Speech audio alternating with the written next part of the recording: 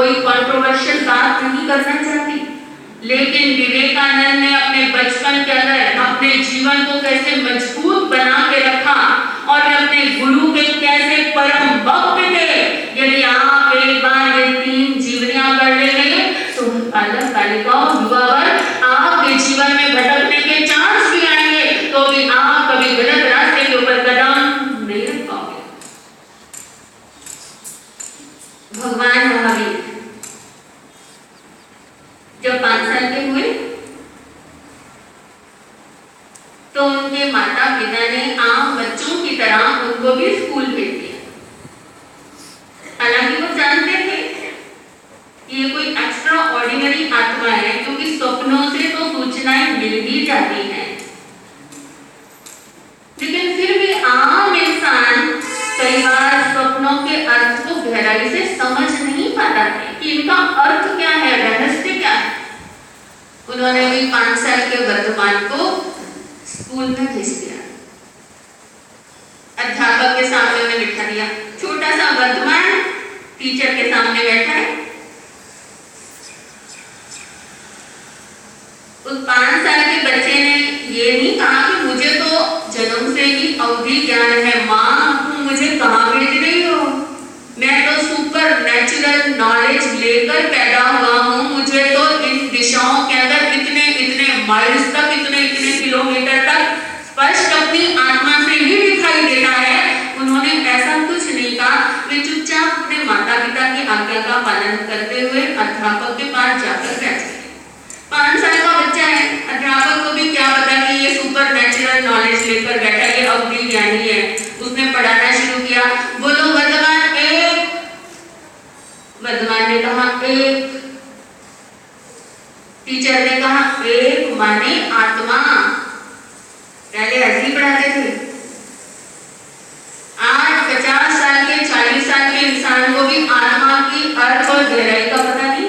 और पहले जो बच्चे को पढ़ाया जाता था गुरुकुलों के अंदर, ऋषि मुनि सबसे पहला शब्द ही उनको ये सिखाते थे, बोलो आत्मा। वर्तमान ने कहा 1 माने आत्मा। फिर अध्यापक ने कहा वर्तमान बोलो 2। वर्तमान ने कहा अध्यापक जी अब और कुछ बोलने की जरूरत नहीं है। अध्यापक खड़ा हो गया। पुत्र ये क्या बोल रहे हैं? अध्यापक मैं सही बोल रहा हूं। जे एवं जानी ते सबम जाने।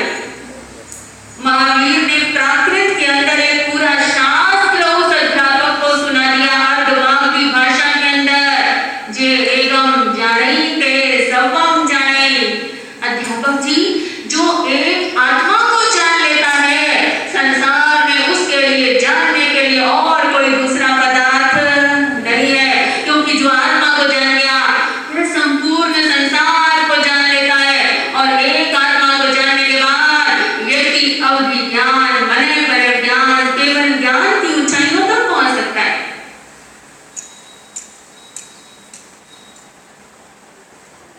अध्यापक ने कृष्णा और सिद्धार्थ को बुलाया।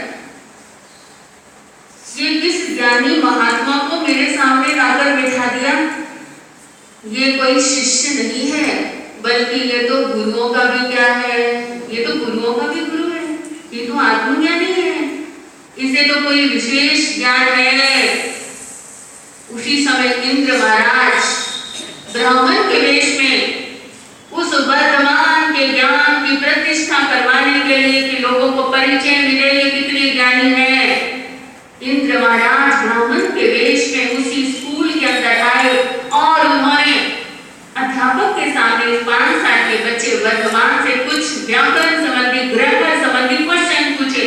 और वर्तमान लगातार कठिन से कठिनतम ग्रामर के क्वेश्चन का लगातार आंसर देते गए। और वह किताब आज इंद्र व्याकरण के रूप में मशहूर है, जो तीर्थंकर महावीर ने 5 साल की उम्र के अंदर ग्रामेटिकल आंसर दिए थे। और जब इंद्र ने ये सारा नाटक उन सब लोगों को महावीर के ज्ञान के विषय बताने के लिए किया था, जब अध्यापक और कृष्णा और सिद्धार्थ ने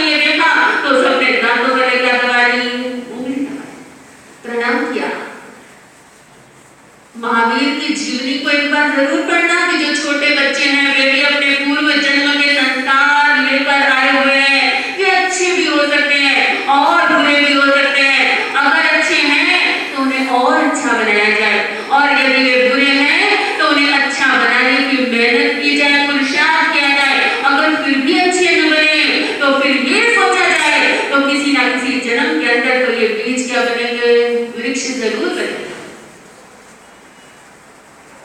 अच्छे संस्कार ग्रहण कीजिए। उसके लिए मैंने आपको पहला उपाय कौन सा बताया है, कुसंगति का क्या करना है, त्याग करना है। और दूसरा उपाय कौन सा है, महापुरुषों के जीवन चरित्र जरूर पढ़ें।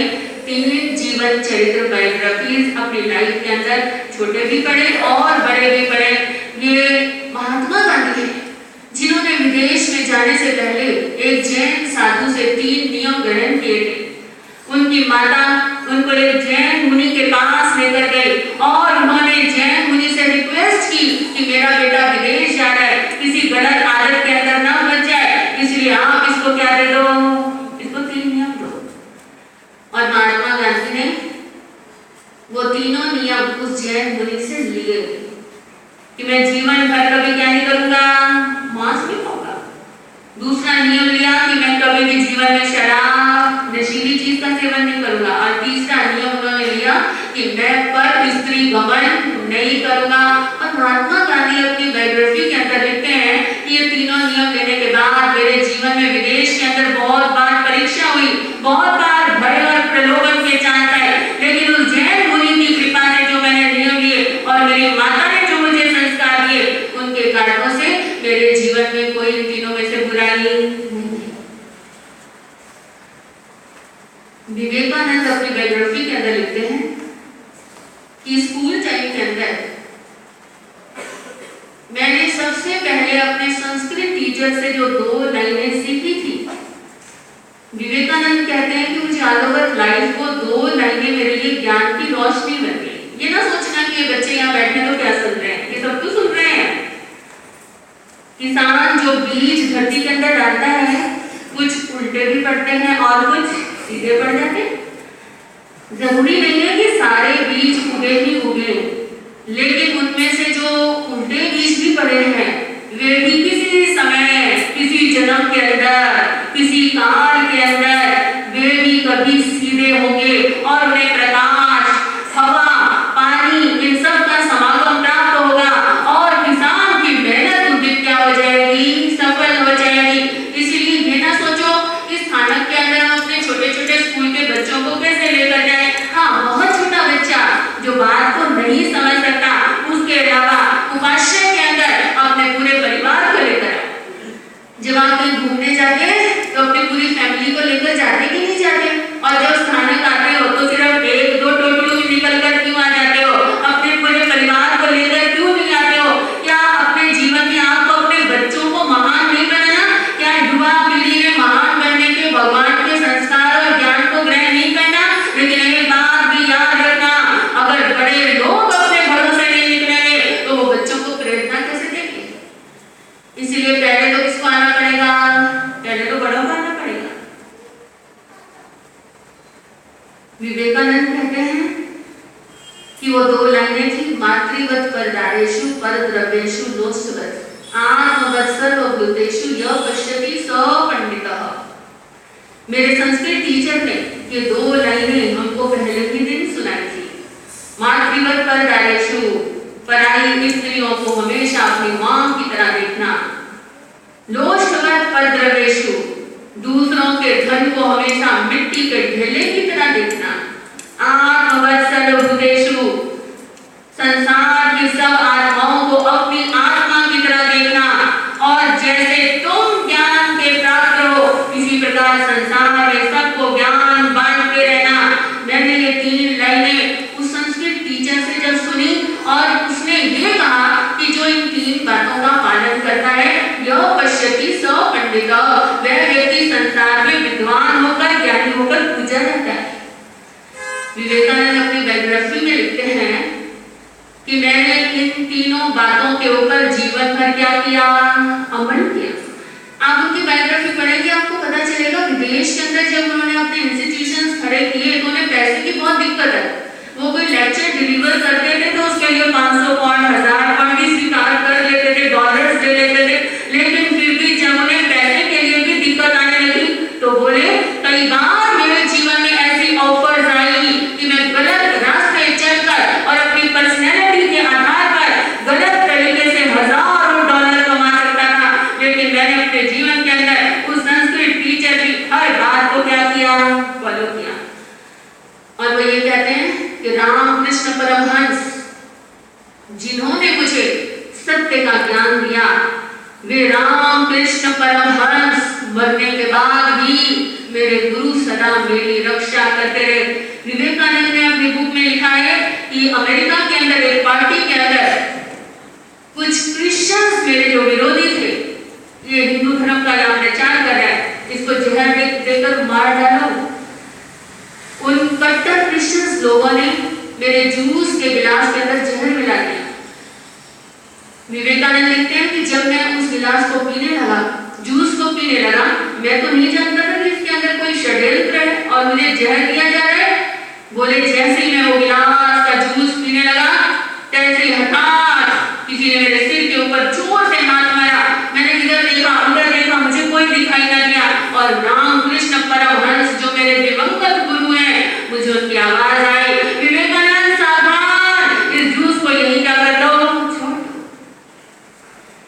अगर आप विवेकानंद की गुरु भक्ति और अपने टीचर्स के प्रति जो उनके मन के अंदर डिवोशन था, ये पढ़ेंगे तो आपको पता चलेगा कि व्यक्ति सिर्फ 30 और 33 साल की आयु के अंदर ही इतना महान और इतना लोकप्रिय पॉपुलर कैसे हो गया। और व्यक्ति ऐसा महान इसलिए नहीं हो पाता है कि व्यक्ति के अंदर ऐसा डिवोशन नहीं होता है, ऐसी भक्ति नहीं होती है। और अगर सच्चे मन से एक बार भक्ति पैदा हो जाए तो व्यक्ति अपने जीवन में हमेशा महानता के ही कार्य करेगा। इसीलिए पहला जो कार्य है अच्छे संस्कार ग्रहण करना, उसके 2 पॉइंट आपने सुने। पहला पॉइंट कौन सा है, जोर से तो बोल दो, मैं इतनी देर से चिल्लाई जा रही हूँ, आपको तो सिर्फ रिवाइज ही करवा रही हूँ। पहला पॉइंट कौन सा है, तू संगति का क्या करना है, क्या ये नहीं कि बच्चों को ही करना है, युवाओं को ही करना है, बड़ों को भी करना है। ये नहीं कि बड़े लोग कोई कुसंगति के अंदर नहीं है, वो ये सोच कर ना बैठ जाए कि हम बड़े हो गए हैं तो हम बहुत महान हो गए हैं। अगर बड़े लोगों की जिंदगी के अंदर भी कोई बैड कंपनी है तो उसका त्याग करके महान बने, क्योंकि अगली गति आपकी प्रतीक्षा कर रही है। आपको मैंने कहा दूसरा जो पॉइंट है वो क्या है, महापुरुषों के जीवन चरित्र जीवनियां पढ़ें। 3 जीवनियां मैंने आपको सजेस्ट की हैं, बाकी आप चाहे हजारों पढ़िए। पहली जीवनी कौन सी है, महावीर भगवान की। हाँ, बच्चे भी जरा जोर से बोले। मैंने 3 किताबें कौन कौन सी बताई हैं। पहली किताब कौन सी है, महावीर भगवान का लाइफ स्केच। दूसरा लाइफ स्केच महात्मा गांधी का।